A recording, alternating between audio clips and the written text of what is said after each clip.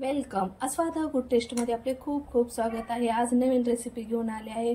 Mix डाळीचे सांडगे आणि रस्सा कसा बनवायचा आहे, शेंगदाण्याचा कूट यूज न करता आणि टेस्टेड आणि लवकरात लवकर कशी बनवता येईल साध्या सोप्या पद्धतीने ती मी बनवायला सांगणार आहे.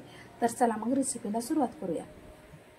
मिक्स डाळीचे सांडगे पाहू शकता. आज आपल्याला याची रेसिपीला भाजून घ्यायची आहेत. अगदी तांबूस होईपर्यंत आपल्याला भाजून घ्यायचे आहे. तर ह्या सांडग्यामध्ये आपण मटकी यूज केलेली असेल तर थोडंसं शिजायला उशीर लागतो. आणि तुम्ही असं म्हणसाल की सांडगे का भाजून घ्यायचे, तर सांडगे भाजल्यामुळे आपले सांडगेची भाजी मस्त चवदार होते, तसेच लवकर शिजले जातात. आणि थोडेसे तांबूस झाल्यानंतर थोडं तेल घालायचं आहे, जास्त घालायचं नाही. होऊ शकता गॅसची फ्लेम कमीच ठेवायची आहे. पहा, खूप सुंदर टेस्ट लागते. तुम्ही ही खाऊन पहा.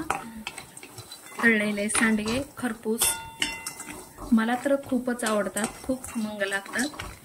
पाहू शकतात अशा प्रकारे आपल्याला भाजून घ्यायचे आहेत अगदी तांबूस होईपर्यंत. त्याला चला मग आता आपण काढून घेऊ. पाहू शकता कसे मस्त खरपूस आपण तांबूस होईपर्यंत आपण सांडगा भाजून घेतलेला आहे मिक्स डाळीचा. आणि तुम्हाला मिक्स डाळीची रेसिपी पण मी दाखवलेली आहे, तुम्ही माझ्या चॅनलवर पाहू शकता. सांडगा काढून घेतलेला आहे. कढई गरमच आहे, आपल्याला तेल घालून घ्यायचं आहे. तेल गरम झाले की थोडीशी मोहरी घालायची आहे. मोहरी तडतड झाली की जिरे घालायचे आहेत. परत कढीपत्त्याचे 5 ते 7 पानं घालायचे आहेत आपल्याला.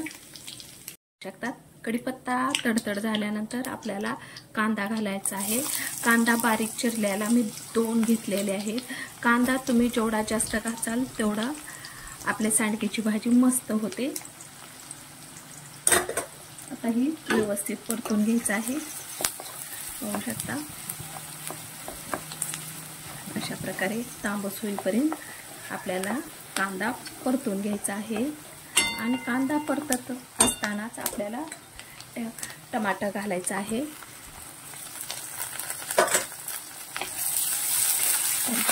अशा प्रकारे कमी गॅसवर आपल्याला पूर्ण आपलं हे सारण परतून घ्यायचं आहे, जसं कांदा आणि टमाटर होतो. छोटं मिक्सरचं भांडं घेतलेलं आहे मी. थोडंसं खोबरं खिसून घेतलेलं आहे, ती घालायचं आहे. लसण घालायचं आहे. कोथिंबीर घालायची आहे. अर्धा इंच आले घालायचं आहे. आणि हे सारण पूर्ण आपल्याला बारीक करून घ्यायचं आहे. पाहू शकता अशा प्रकारे आपल्याला बारीक पेस्ट करून घ्यायची आहे. पाहू शकता अशा प्रकारे मी काही सांडगे बारीक करून घेतलेले आहेत. जास्त ही बारीक करायचं नाही. पाहू शकता आपण 5 ते 7 मिनिटं कांदा आणि टोमॅटो परतून घेतलेला आहे. कांदा आणि टोमॅटो सॉफ्ट झालेला आहे. सारण परफेक्ट आपलं तळलं गेलेलं आहे. आता कोथिंबीर, खोबरे आणि लसणाची पेस्ट आपल्याला परतून घ्यायची आहे. पाहू शकता अशा प्रकारे परतून घ्यायची आहे. आता आपल्याला हळद घालायची आहे थोडीशी. गरम मसाला घालायचा आहे. घरी बनवलेला काळा मसाला आपला साठवणीचा घालायचा आहे. तुमच्या आवडीनुसार तुम्ही तिखट यूज करू शकता. हे पूर्ण सारण आपल्याला परतून घ्यायचं आहे. पाहू शकता पूर्ण सारण आपलं परतलं आहे आणि खमंग असा वास येत आहे. हिंग घालायची आहे. मट केलेलं पाणी घालायचं आहे. पाहू शकता अशा प्रकारे. आता हे मिक्सर मध्ये बारीक केलेलं सारण घालायचं आहे आपल्याला. सांडग्याचं काही ठिकाणी वडीही म्हणतात. आणि नंतर हे आपले भाजलेले सांडगे घालायचे आहे. पाहू शकता किती मस्त मेजरमेंट झालेलं आहे. चवीनुसार मीठ राहिलेलं होतं आपलं. हे पूर्ण सारण आता आपल्याला परतून घ्यायचं आहे. पाहू शकता किती मस्त मेजरमेंट झालेलं आहे आपल्या भाजीचं। आता हे आपल्याला कंप्लीट 10 ते 15 मिनिटं सांडगा शिजायला लागतो। आपण गरम पाणी घातलेलं आहे त्यामुळे एकदम लवकर शिजला जातो। आणि सांडगे शिजवण्यासाठी आपल्याला पाणी कमीत कमी 1 ते 2 वाटी लागते, कारण डाळीचे सांडगे असल्यामुळे।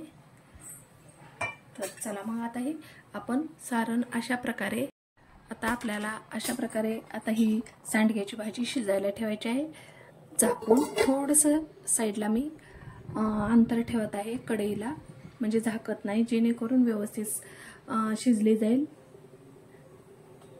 पाहू शकता 5 मिनिटं झाले आहेत। पहा किती सुंदर तरी आली आहे, किती मस्त आपला सांडगा शिजत आहे। 10 मिनिटात कमीत कमी आपल्याला एकदा दोनदा ही करायचं आहे। पहा आता शेंगदाण्याचे कूट, दाण्याचं कूट टाकण्याची आपल्याला गरज नाही, किती गाढा भाजी झालेली आहे। पाहू शकता आणखीन आपल्याला सांडगा शिजलेला नाही। पहा सांडगा शिजलेला नाही, आपल्याला आणखीन शिजायचं आहे। आणखीन आपल्याला 5 मिनिटं लागतंय, तर आपण आणखीन ठेवूया अशाच कंडिशनमध्ये झाकून। पाहू शकता 10 ते 11 मिनिटं झाले आहेत। पहा किती सुंदर आपली भाजी झालेली आहे। आता आपण खालीवर परतून घेऊया।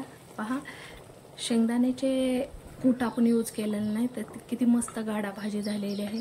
तर आता आपण सांडगा शिजला का पाहूया।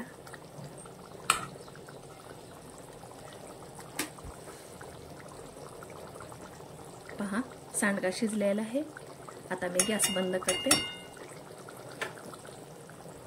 पाहू शकता किती सुंदर आपली परफेक्ट सांडग्याची रस्सा भाजी तयार झालेली आहे। आपण ह्याच्यात शेंगदाण्याचे कूटही वापरलेलं नाही किंवा इतर काही साहित्य वापरलं नाही, फक्त आपण खोबरेचा खीस, लसूण, कांदा, टोमॅटो वापरलेला आहे। किती परफेक्ट आणि झणझणीत अशी झालेली आहे।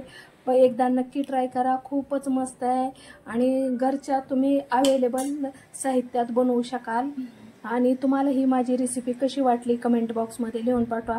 आणि अगदी प्लीज तुम्हाला थोडा जरी माझा व्हिडिओ आवडला असेल तर लाईक, शेअर, सबस्क्राईब करा। माझा व्हिडिओ पाहिल्याबद्दल धन्यवाद।